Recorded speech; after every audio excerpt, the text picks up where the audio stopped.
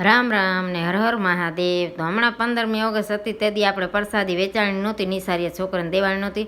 તો હાલો કીધો વેચી આવે. તો છોકરીને ભાણેજને છોકરોને જાય છે પ્રસાદી વેચવા. એના પપ્પા ગયા હતા રેલીમાં, એટલે એને પપ્પા જવાનું નહીં. અને કે છોકરીને નિસારીને આપણે વેચી આવી, કેમ કે હમણાં શ્રાવણ મહિનો છોકરો રહેશે, એટલે કીધું હાલો પહેલો સોમવાર છે ને.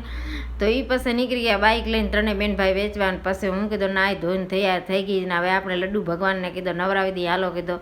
તો મસ્ત આપણે તૈયાર થઈ ગયા. જુઓ ને આજ મારા લડ્ડુને મેં ગુલાબી લુગડા મસ્ત પહેરાવી દીધા છે અને ફરૂટ પણ દઈ દીધા છે. અને આજ લડ્ડુને ગુલાબી પહેરવા હતા એટલે લડ્ડુને ગુલાબી પહેરાવી દીધા છે. અને આજ મહાદેવ પણ સજાવીને બેહાડી દીધા છે જુઓ ફૂલડાથી. મારી છોકરી રહે ને એટલે.